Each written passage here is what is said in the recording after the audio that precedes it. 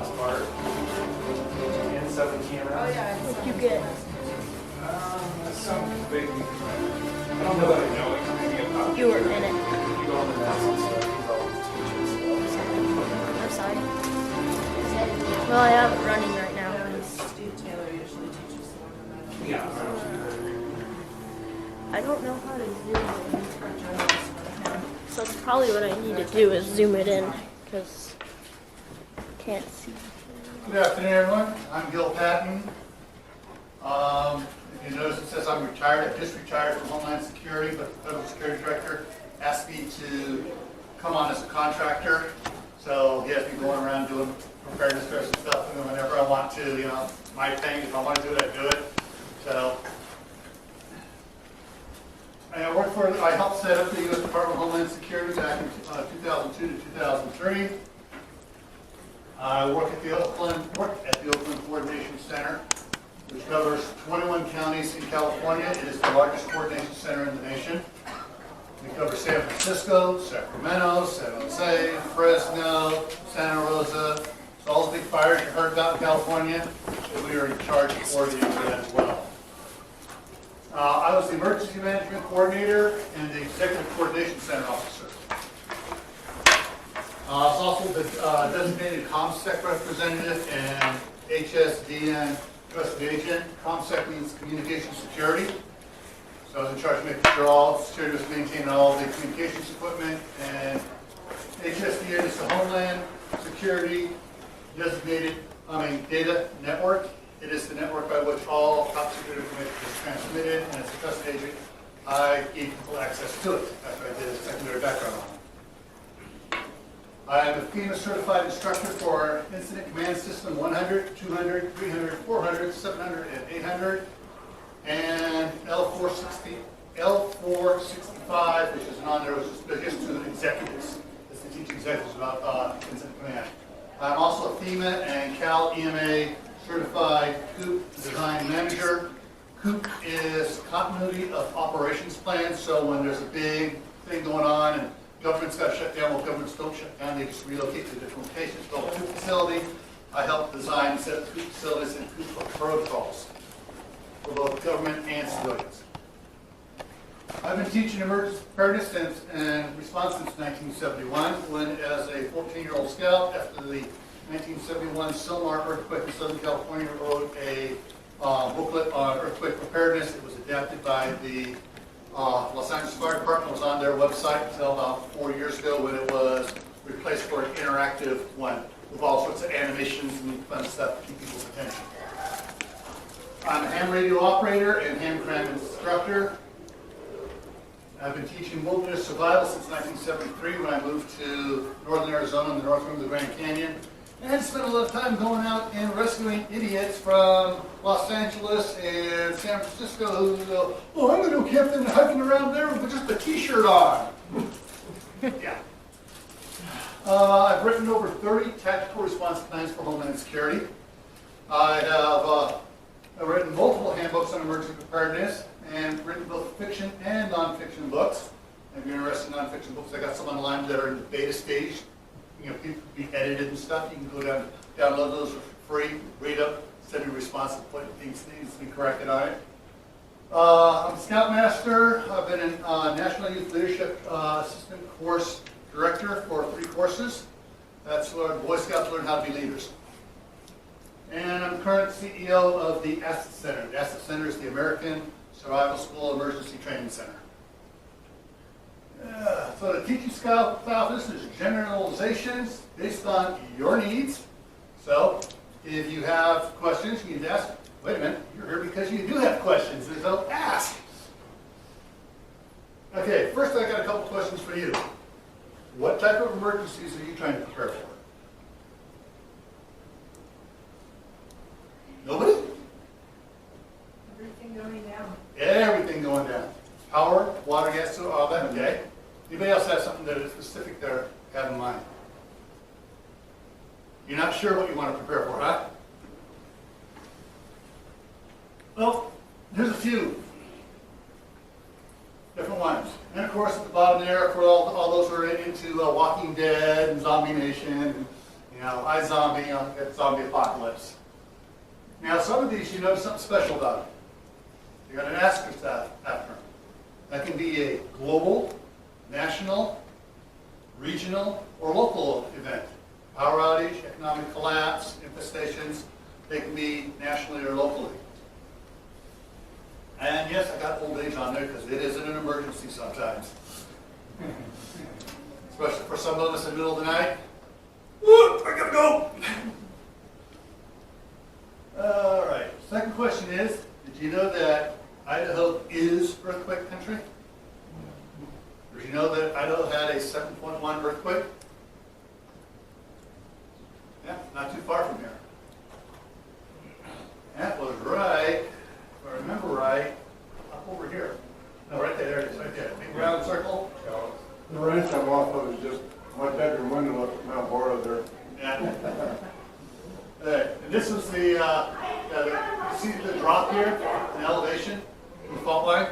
That was the 6.9, which is the same as the Loma Prieta quake in California, which killed 67 people and caused over $5 billion in damage. These are just some of the major faults. Anybody want to guess where we're on that map right now? Right over in here, I believe.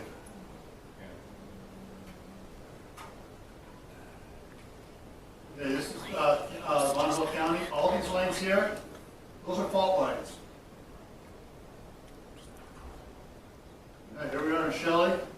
There's all these fault lines here. Now, they're not showing any fault lines here because they're hard to find where you got the silt fill from the river and stuff. Very hard to find.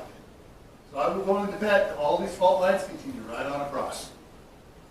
I was working with the guys at the USGS in Palo Alto, and we were going over maps and surveys and stuff, and we happened to find some documents from a mining company that was dropping testicles and stuff, and they found faults where they didn't know they were, and the San Francisco Bay, there's a fault running right down the middle. That's why the bay is there. Okay, Loma Prieta was, that's Mount Loma Prieta. The earthquake was right there, about 60 miles from it. And all of you remember seeing the slides I was showing here beforehand? Those are the Loma Prieta earthquake. All those earthquake slides. All that damage was 60 miles away. We are within 60 miles of and across the border here where there was a 7.3 years ago in Wyoming. So, now, I'm going to save this one for last because it's a 11-minute video on Loma Prieta by the California Highway Patrol. But I got two other videos here I want to show you guys real quick before I start taking up. Get back up here. Very important ones here. Come on. Shelley from the Deputy Chief with the FDNY. That's not doing it. Hang on. I always take this one here. Fire Commissioner for the City of Philadelphia. Shelley from the Deputy Chief with the FDNY. Stop. Derek Albonis, Assistant Fire Chief. Okay. Let's see if I can make this move here. Escape. It's showing on this screen. It's not, every now and then it doesn't do it that screen for some reason. Okay. There, kill that. Technology. Sometimes it just bites you. Okay, reduce that. Go at it this way.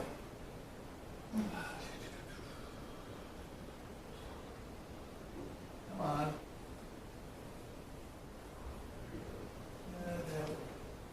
Oh, it's going up there, not over here. Okay. Let me move over here so I can see what I'm doing.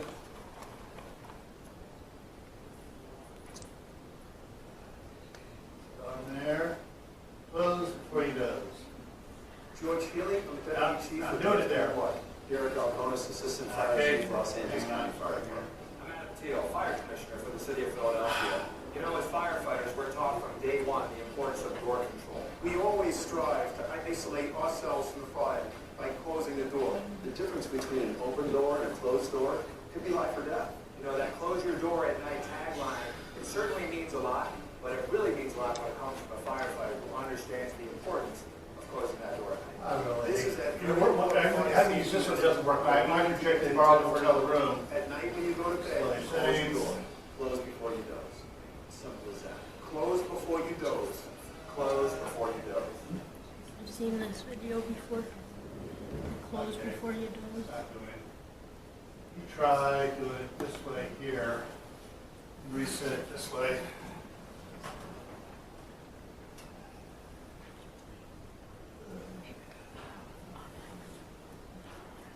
There we go. George Shelley, Deputy Chief with the FDNY. Gil Patton, Assistant Fire Chief, Los Angeles County. Yeah, they've been pushing this lately. This is very important for fires, and I didn't realize this till last year when I finally saw it, how important this is. We always strive to isolate ourselves from I've seen fire this video. by closing the door. The difference between an open door and a closed door could be life or death. You know, that close your door at night tagline, it certainly means a lot, but it really means a lot when it comes from a firefighter who understands the importance of closing that door at night. This is that very important fire safety message that we need to get to the general public. At night when you go to bed, you close your door. Close before you doze. Simple as that. Close before you doze. Close. Okay, let me pull something up here real quick. The other one, maybe. This is the scary one. And kill this light so you can see a better video of it.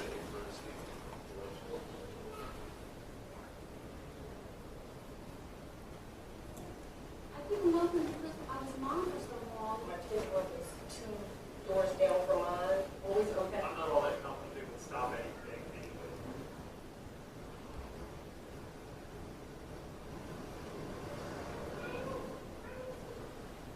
Yeah, I hate this projector. It does be bright, very bright.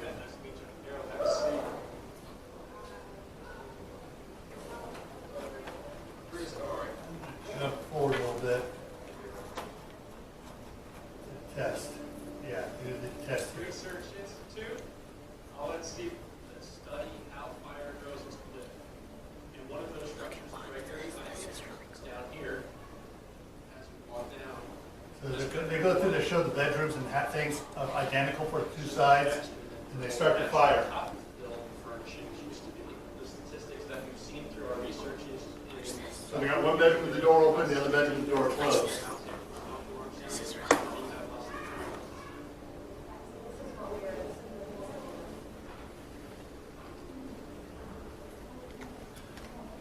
See, smoke's already coming into the room with the door open. All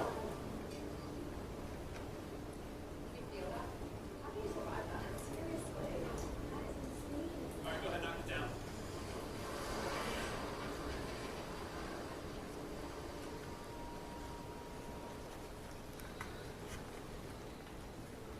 All right, as you remember, closed door on the left, open door on the right.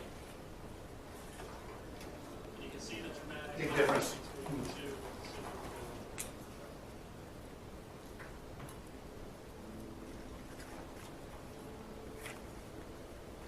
We want people to. Okay, I just wanted to show you guys that. Did you see it? And then the other one, let's go pull it here real quick. This one here. This is scary as all get out. All right, this is a dry Scotch pine tree, not in water at all. It's 2 weeks old, which is older than, I mean, it's not as old as the trees you buy at a store. That was from a popped light. And you notice 10 seconds, all right, the temperature at the ceiling right now is over 1,000 degrees. Watch that lampshade. You see it's starting to shrivel up already?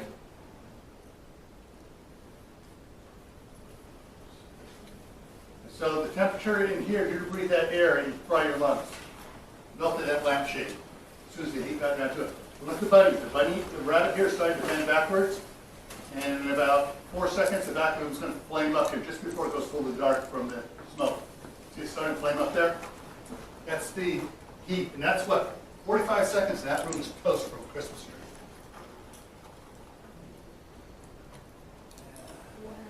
That was the short. There's a longer one they used in the search program for it.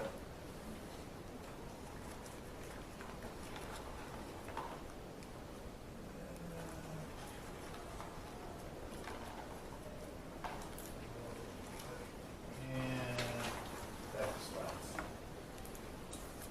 And working again. Okay. All right. One quick thing is when you're doing your preparation, you got emergencies preparation stuff. No one mentioned fire, home fire. You might want to add that to your preparation. Okay. Also, when you do plans for what type of emergency you're going to prepare for, you don't have to do just one. You can do multiple ones. And you have supplies that go over multiple type of things. When I worked for Homeland Security as the management coordinator, I had one base planning I devised, and then I had 34 tactical response plans. So the base plan covered all the basic supplies and everything else, and the tactical response plans were, what do we do for an earthquake? How do we handle an earthquake? What else do we need? What other supplies do we need specific for an earthquake? And how are we going to respond to it?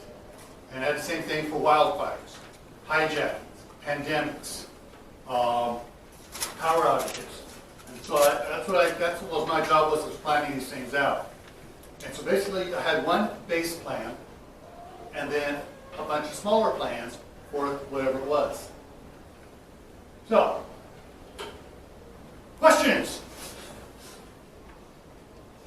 So you were emergency planning? I was an emergency management coordinator. I was in charge of doing plans, Okay. testing, evaluating, redesigning, retesting, reevaluating, redesigning. It was just one cycle all the way around. And so I worked with TSA, immigrations, FBI, Secret Service, Borders and Customs, Homeland Security investigations, and also a lot of the local county sheriffs and city police departments. So we wanted them on board with what we were doing. How much of your work was drills and exercises? I'm just curious. All right, well, put it on some stuff we did some of the drills we did quarterly, some of them we did semi-annually, some of them we did annually. I would go to one of the airports just to test on their security measures, and I'd walk onto the checkpoint and I'd know what their code was for security breach. I step on the checkpoint and I start screaming it. You know, for Oakland it was 505, so I'd step out there, 505, 505, and see how fast they react. And I'd time them, and then I'd evaluate them and go over stuff with them. I would go to San Francisco, and So it was unannounced? It was unannounced. I would go to San Francisco, and I would pull an active shooter drill on them. Their assistant federal security director for law enforcement and for screening and inspections knew I was coming. Their managers knew I was coming. Nobody on the floor knew I was coming. So when I did it, I had all those bigwigs there. I'd have the airport manager there. I'd have all the airline managers standing off to the side, and I'd pull a drill. I would go over to the customs office and do the same thing on them. That's, it was because, if you know it's coming, it's not an emergency. And so that's some of the stuff I did. I was testing them, and then we would review what went wrong, what went right, change what went wrong. And when you do your preparations and stuff, the class I have at 3 o'clock, emergency communications, that's one where you really need to test, quarterly, communicating with your family. Any other questions? Let's go. More questions. Well, yeah. This is, your experience then is with institutions and organizations and large facilities, right? Also, on the other side, for 7 years, I was the Concord State Emergency Management Coordinator there as well.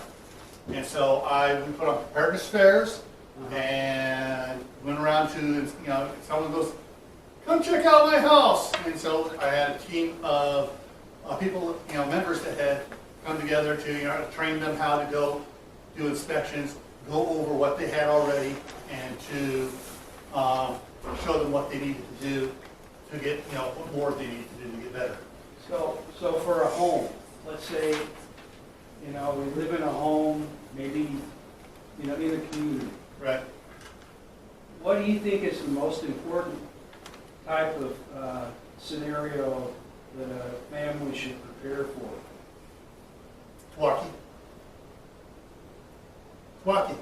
The end of the world as we know it. Not the end of the world, as we know it. Things are going to change. It could be anything from, problems for families, number one, fire. It's the number one thing that's going to affect a family. Number two, first aid, heart attacks, cuts, broken limbs, kid falling out of the tree, road rash down, riding a skateboard down the street and hitting that stone in the road, taking care of road rash. All the things that most of us did as kids that you can't do now, like running around shooting BB guns at each other, playing with lawn darts. And we survived. But most families now need to know how to handle, oh, I broke my finger. Do I really need to go to the doctor? Because tape it up. All the time as kids, we knew, we were raised knowing how to fix that sort of stuff. I tried beating it into my daughter's head, and now she's married. She's got 3 boys now. She goes, "What was that you were trying to teach me?" So yeah, there are household things. On my website, theassetcenter.com, under free documents, and I'll show it at the end here. One of the things is household hazmat. That's a program that FEMA had, which they discontinued because nobody was using it. And it's an online course, and nobody was taking it, so they discontinued it. You have to do drills once a year. Oh, I know Homeland Security is for Homeland Security because it's a requirement part of our what's called MCOP, measurements of our, how we're doing our job. Yeah, so pods is one of the things out there for that on the different governmental levels. So yeah, it's a when they came up with the requirement for the pods and stuff, I took the course. Oh, there's supposed to be one person in charge of it. Christine, you're in charge. Here, and I handed that one off because that would take too much of my time away from my other stuff, which was my primary job. And so she got it. She goes, "Oh, doing this, that means I can't do these other things. Okay, I'll do it." So yeah, some people get really the power lines more efficiently in the usage and the draws with computer programs and stuff. It's been the amount of I've noticed in California, the amount of brownouts and stuff has gone down. Of course, that also goes on hand with public awareness messages saying, "Oh, we're having we're having a high heat here. Everyone's trying to don't turn on your AC so much. Let the temperature get a little bit higher in the house.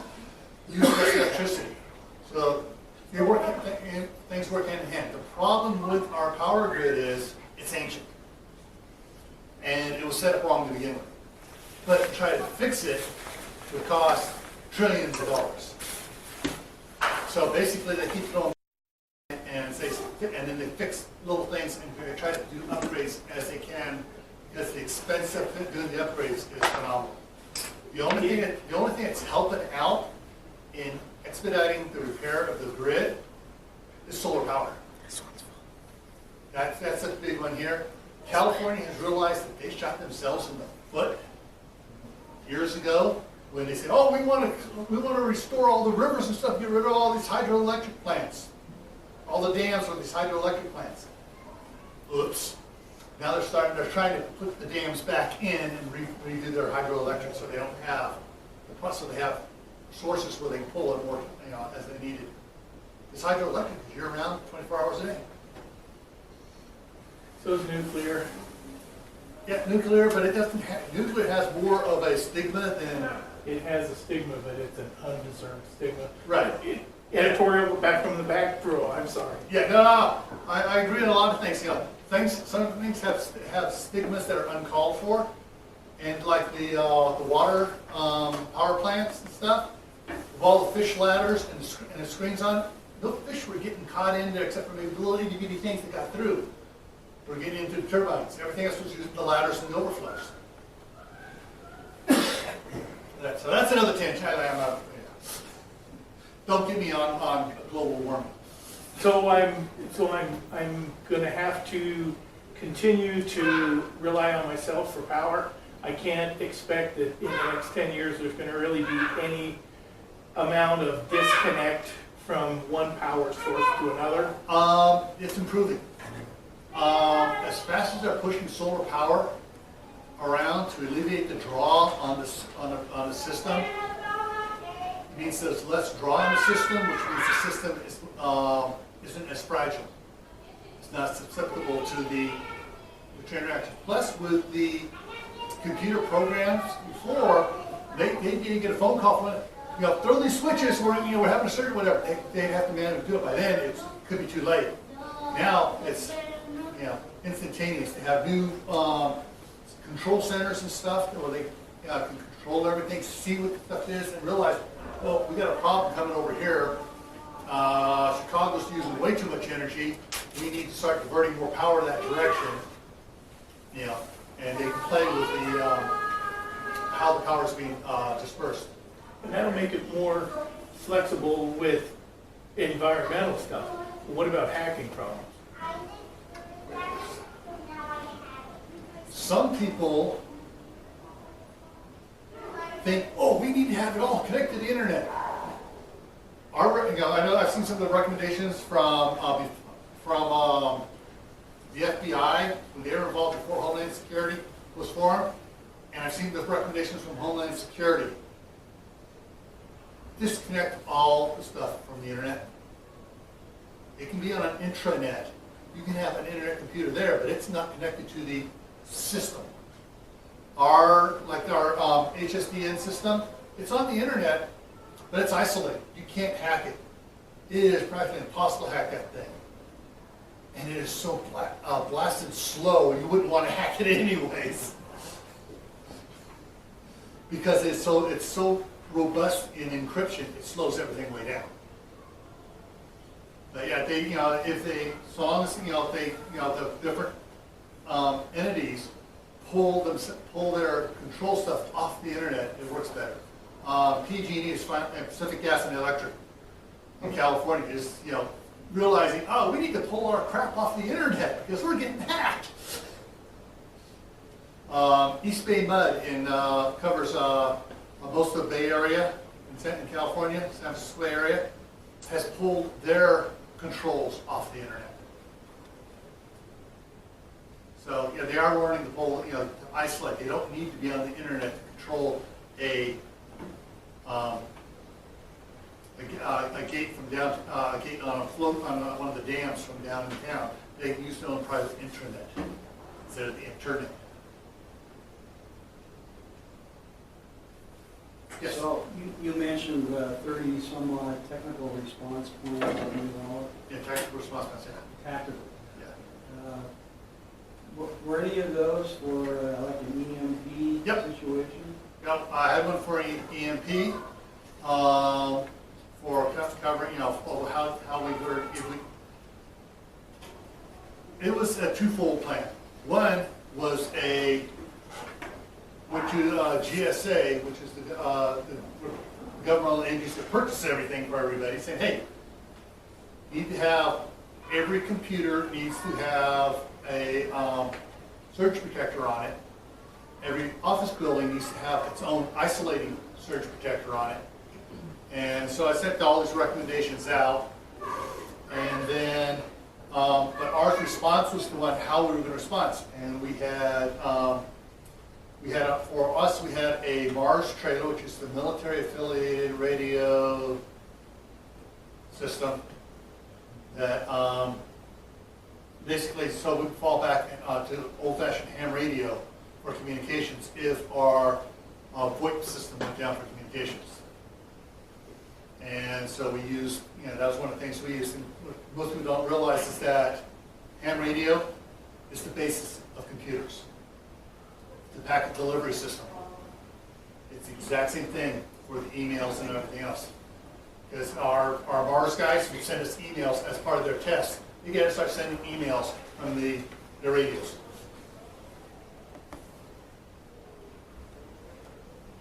Any other questions? How are they planning on powering all that stuff? Huh? How are they planning on powering all that stuff? All right, like for our Mars equipment, all had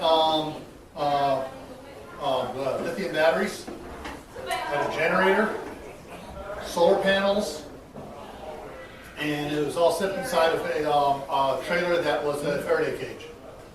They also had a huge network satellite dish in there.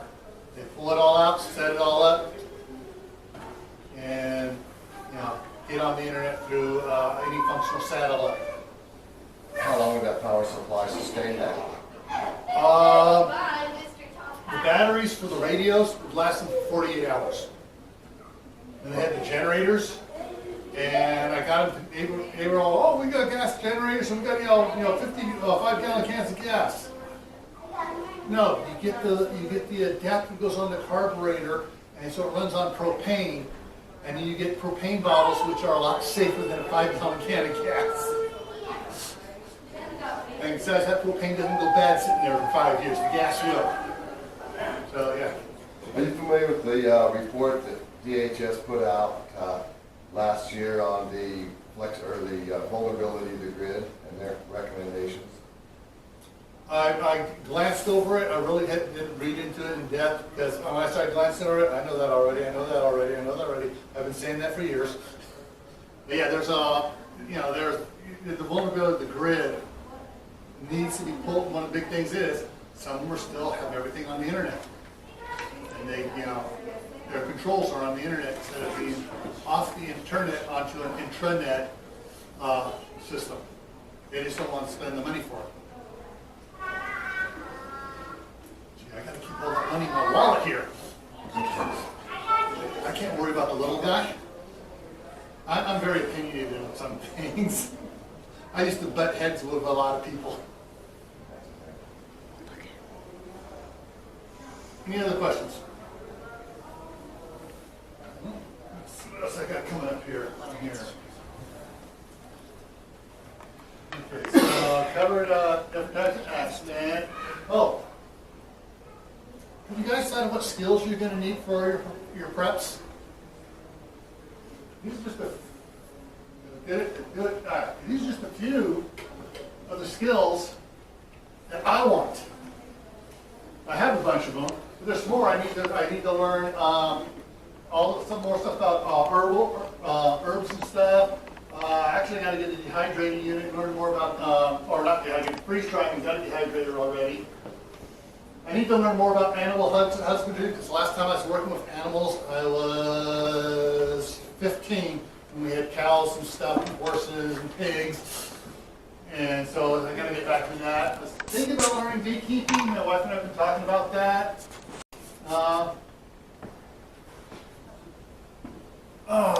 Back there in the back with the video camera. Yes. Do you know how to sew? No. Tell your mom you need to know how to sew. When I was 8 years old, my mom started teaching me how to use her sewing machine. When I was 12, when I turned 12, my older brother made me a 3-piece suit on a sewing machine. All right, there used to be a tailoring merit badge for Boy Scouts. Tracking's something I'm gonna need to learn to do. But yeah, there's a lot of stuff in there.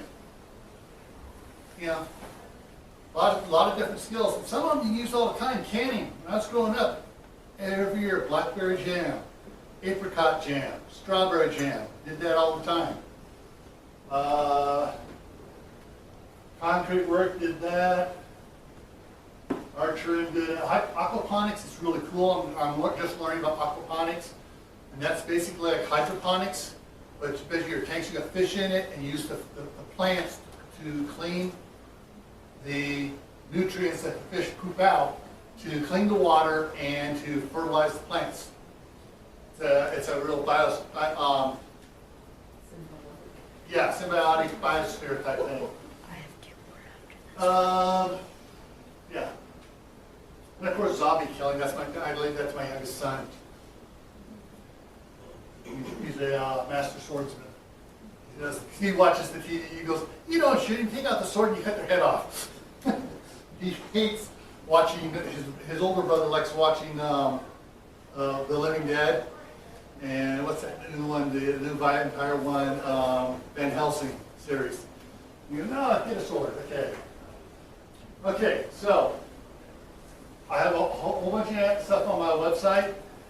Oh, last year if you're here, since I've retired, it's no longer good. Get a hold of me at info@theassetcenter.com. Those you want to write that down. And you go to theassetcenter.com. I'll show you some of the shots of the pages where you can get a ton of information.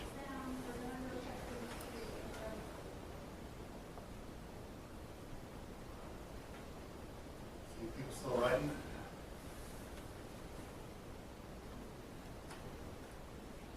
Everybody done? Okay. So this is the home page. Free documents here, and preparedness for handouts. Like I have on preparedness handouts, I have Ben's EMP PowerPoint on there, and as I get more people's PowerPoints, I'm going to be getting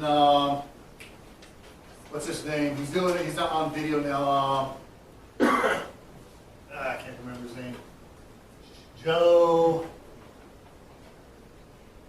Anyways, you're going to be getting his for it as well, put on there. Now, under free documents, all these ones, different ones are on there, and like household hazmat, there's stuff for the household hazmat. Got ones on personal safety, including an active shooter. Information on food storage, floods, communications. A lot of information to show. What I'll be doing here in 2 hours at 3 o'clock is on there. I got stuff on emergency kits. Now on the earthquakes, this is all the stuff I have on the earthquakes on the page. All these on the site here, every year, since 2010, I've been documenting every earthquake in the world, 6.0 or greater. And then I have special notations for anything 7.0 or greater. We had, in 2010, I believe we had 11 7.0s. Last year we had 19 7.0 earthquakes worldwide. It's basically been increasing. And the number of 6.0s are up too, as well.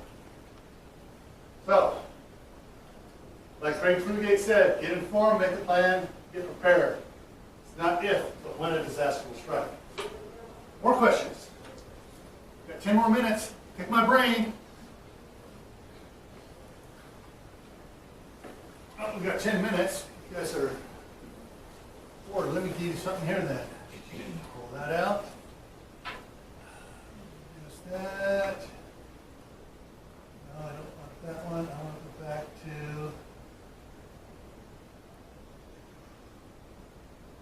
Where is it here?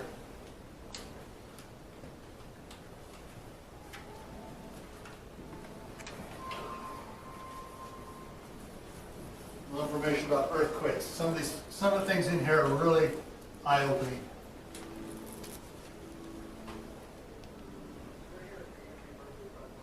Turn this up a little. Your equipment went off the scale. This quake was so sharp. Epicenter 10 miles northeast of Santa Cruz. We can expect some aftershocks. We've already had some aftershocks. On Tuesday, October 17, 1989, at 17 hours, 4 minutes, 15 seconds Pacific Daylight Time, a strong motion earthquake emanated from a location 60 miles south-southeast of San Francisco, near Loma Prieta, in the Santa Cruz Mountain Range. The main shock, the largest to strike the San Francisco Bay Area since 1906, ruptured a segment of the San Andreas Fault and had a magnitude of 7.1. On October 26, 1989, at the direction of CHP Commissioner Maury Hannigan, a special investigation team comprised of accident reconstruction specialists from the California Highway Patrol was formed.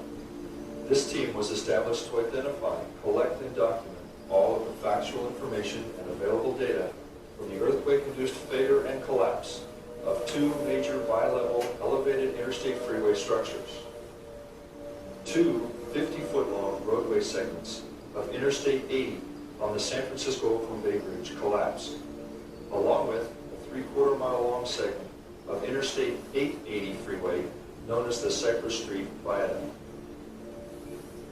On October 17th at 5 p.m., as the third game of the 1989 World Series was about to begin, the wind was from the northwest at 13 knots. Barometric pressure was 29.97, dew point was 45 degrees, visibility was 8 miles, and the temperature around the Bay Area was 75 degrees. In 27 years, a World Series game will be played in Candlestick Park. The Battle of the Bay continues. Second base will go to Oakland.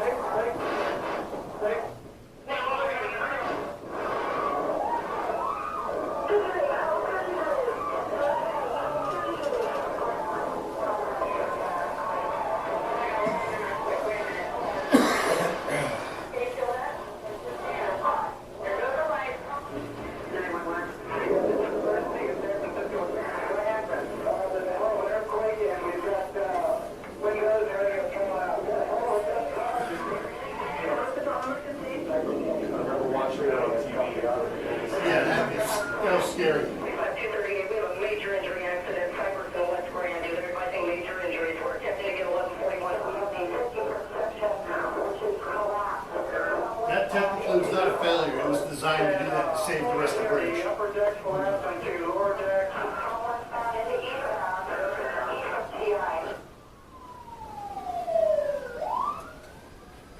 Everyone called that a failure, but it was designed like fingers, steel fingers to slide and relieve stress, and it relieved the stress and saved the rest of the bridge. Otherwise, the whole thing would come down. The overhead just dropped. The overhead, our cyber structure in Oakland has just fallen through.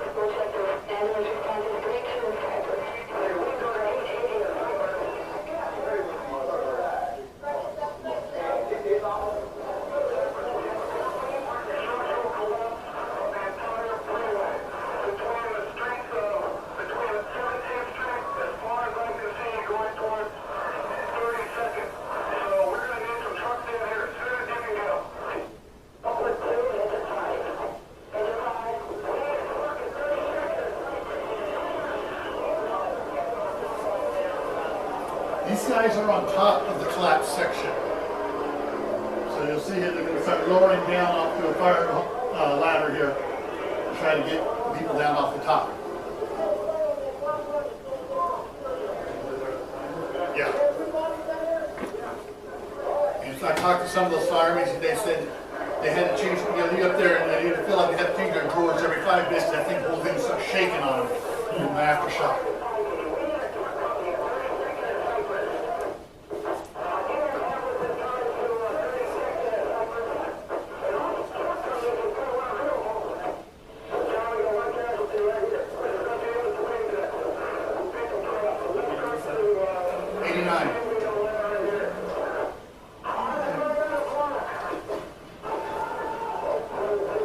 First battle of the Bay World Series.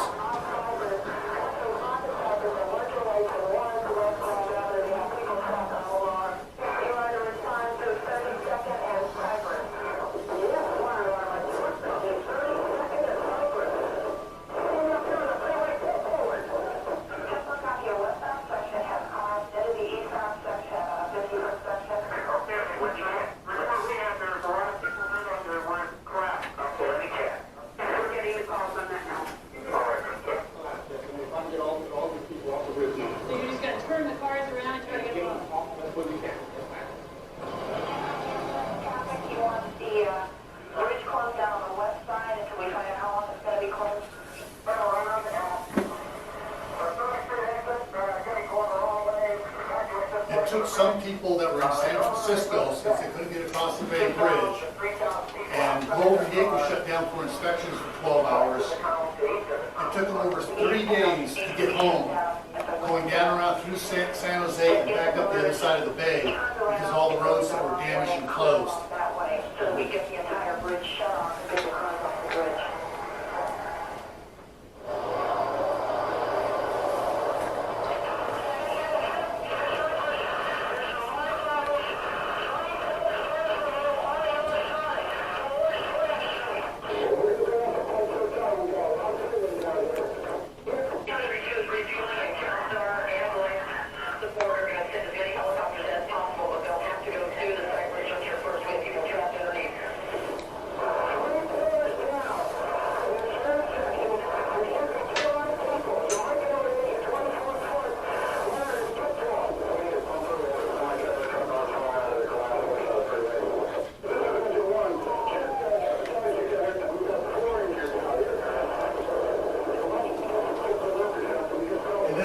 here, there was a guy trapped in there for 3 days.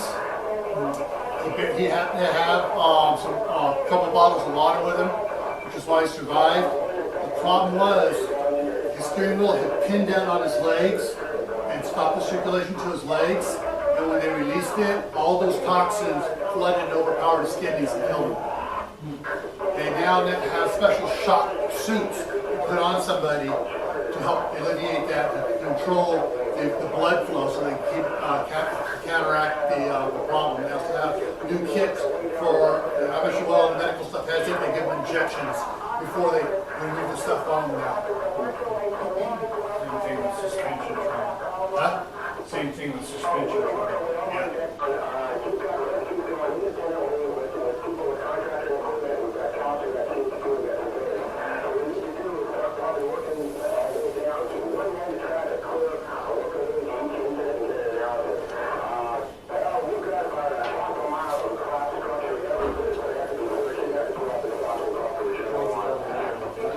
Yes, it was. Yeah, and so it was that street down below, north and southbound traffic, 4 lanes wide.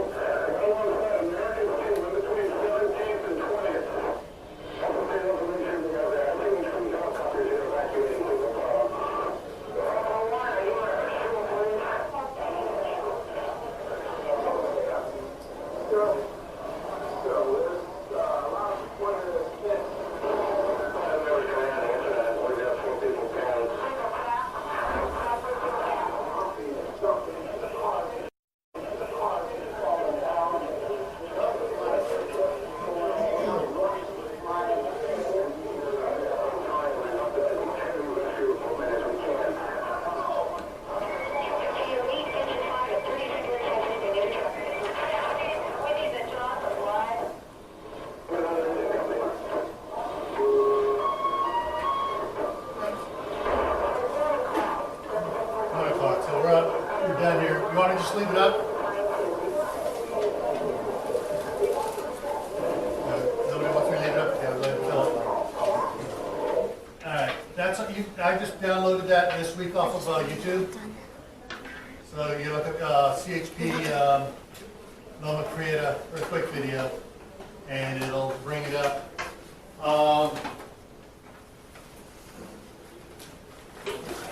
Most people don't realize how devastating an earthquake can be unless they've been in one.